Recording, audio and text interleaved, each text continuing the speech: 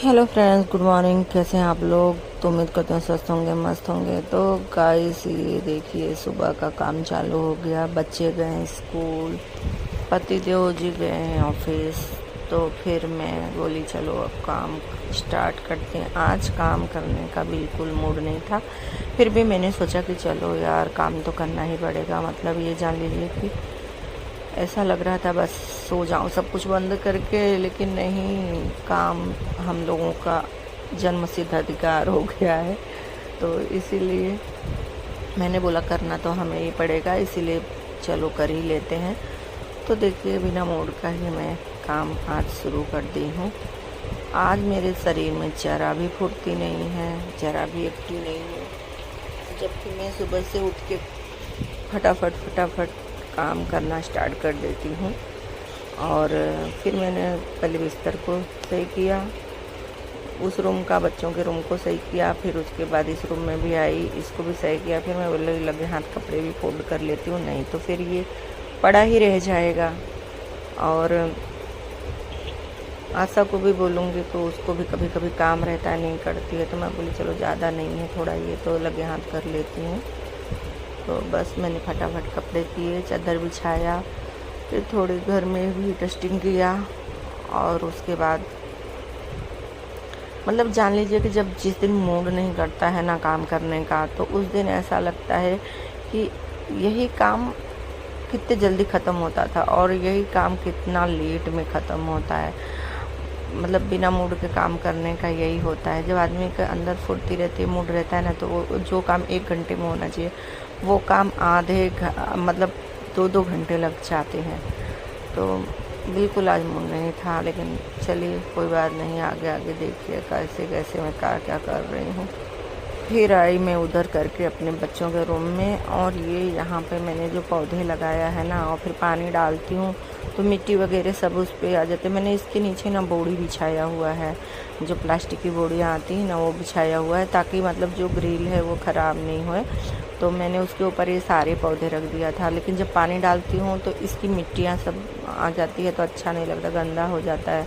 तो फिर मैं वो सब साफ़ कर रही थी, और ये जो ग्रिल है सब खिड़की वगैरह सब साफ़ कर रही थी।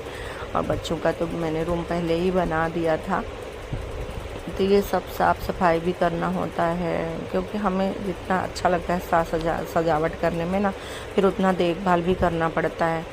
मैंने फिर तुलसी माता को इधर से उधर किया, और जो उनके पत्ते, ये सब पत्ते जो थे मैंने सब पोछा, क्योंकि इस पर भी धूल वगैरह जम जाती है। इधर मेट्रो का काम हो रहा है ना बिल्डिंग के सामने हमारे, तो सब धूल डस्ट जो भी है ना आके पत्तों पे चिपक जाती है। तो फिर मैंने पत्तों को भी धीरे धीरे थोड़ा थोड़ा करके साफ़ किया।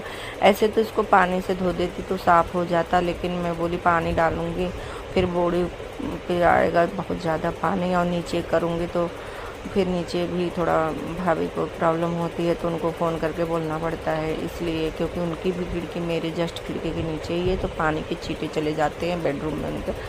इसलिए तो मैंने बोला कि चलो थोड़ा सा इसी से पत्ते साफ़ कर देती हूँ, उसके बाद फिर कभी अच्छे से कर दूँगी। और ये डस्ट वस्ट ये जो है ना इसके अंदर भी घुस जाता है ग्रिल के।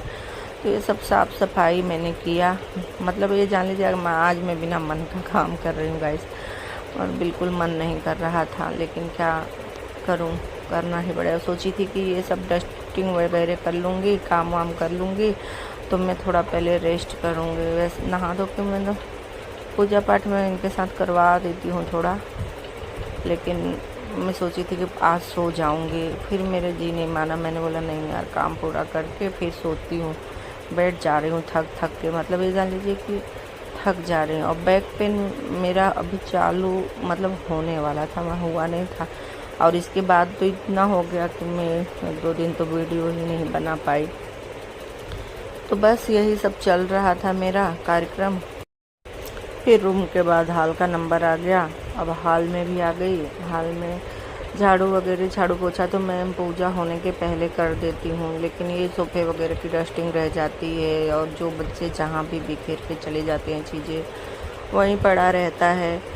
तो फिर उन लोगों के जाने के बाद डस्टिंग वगैरह सब करती हूँ आराम से, और सब सेट करती हूँ। जैसे ही सेट वगैरह करके खाना वाना बना के रेडी होती हूँ, वैसे फिर लोग आ जाते हैं धमाल चौकड़ी करने के लिए। तो बस फटाफट मैंने डस्टिंग किया और डस्टिंग करने के बाद सब कुछ सोफे वोफे को ठीक किया। और ये लोग ऐसे बैठते हैं ना, ऐसे बैठते हैं गाइस कि मतलब हर 10 मिनट में हमें बनाना पड़ता है सोफे को, और टेबल पे भी पैर रख देते हैं ऐसे। तो सब यही सब डस्टिंग वगैरह करके साफ़ सफाई करने के बाद मैं सोची चलो अभी सोऊंगी, लेकिन फिर दिमाग में आता है यार अभी सो जाऊंगी फिर रात को नींद नहीं आती है, तो रात को नींद नहीं आती है तो फिर सुबह लेट हो जाता है उठने में। तो इसलिए मैंने सोचा कि नहीं, चलो मैं थोड़ा ये सब काम करने के बाद तैयार वार होके अब रील वगैरह की थोड़ी सी तैयारी करूँ। फिर गाइस आ गया खाना बनाने का टाइम। तो आप देख ही सकते हैं कैसे कैसे काम हो रहा है। लेकिन कभी कभी सोचती हूँ कि आज मैं अच्छे से उठूँगी, आज अच्छे से तैयार हो जाऊँगी, साड़ी पहनूँगी, अच्छे से रील बनाऊँगी। उस दिन तो और ही मन टूट जाता है, पता नहीं क्या हो जाता है और मन नहीं करता है करने का। तो ये सब मैं खाने की तैयारी चालू कर दी हूँ, क्योंकि 12:30 बजे एक बेटी आती है, फिर 1:30 बजे दूसरी आती है। तो इसी चक्कर में मेरा रह जाता है। तो खाना बनाते बनाते जो खाना मैं आधे घंटे में बनाती हूँ वही खाना मुझे फिर 1-1.5 घंटे लग जाता है, क्योंकि उसी के बीच में मैं थोड़ा बहुत 1-2 रील बनाती हूँ ना, तो उसको मतलब पोस्ट करने में, वो डालने में मैं तुरंत डालती हूँ। मैं जल्दी ड्राफ्ट वगैरह में नहीं डालती हूँ, मैं तुरंत बनाती हूँ और तुरंत डाल देती हूँ। और तो मैंने बोला पहले किचन वगैरह थोड़ा साफ़ सुफ कर देती हूँ, उसके बाद खाने की तैयारी करती हूँ, क्योंकि सुबह उनका टिफ़िन वगैरह नाश्ता वास्ता सब बनाई थी तो सब फैल जाता है। तो ये सब भी करना होता है। मुझे ऐसे फैले नहीं अच्छा लगता है। जब बहुत जल्दी रहती है तभी मेरा किचन फैलता है, नहीं तो पहले आराम से मैं करके तभी मैं खाना वगैरह बनाती हूँ। तो अभी पति देव जी मतलब आने वाले थे, उन्होंने फ़ोन कर दिया था कि मुझे खाना जल्दी चाहिए। तो मैंने बोला ठीक है यार, पहले खाना ही दे देती हूँ। और मैं सोचती हूँ बच्चे जाते हैं ना, उसी बीच में मैं सो जाऊँ तो 1-1 घंटे सो लूँगी तो आराम मिल जाएगा, तो उसके बाद काम करूँगी। लेकिन नहीं हो पाता है, इतना काम करने के बाद इतनी थकान होने लगे कि मैं आके लेट गई। मैं बोली पहले लेट जाती हूँ, उसके बाद ही कुछ करूँगी। मेरे कमर में थोड़ा दर्द चालू हो गया था, लेकिन मैं इनको बोली नहीं। मैंने बोला कि थोड़ा रेस्ट कर लेती हूँ, उसके बाद मैं बनाऊँ। गर्मी भी इतनी लग रही थी, इतना पसीना कि मतलब मेरा एकदम हालत ख़राब हो गया था। मैंने सोचा आज तो कुछ ही नहीं कर पाऊँगी। फिर थोड़ा मैंने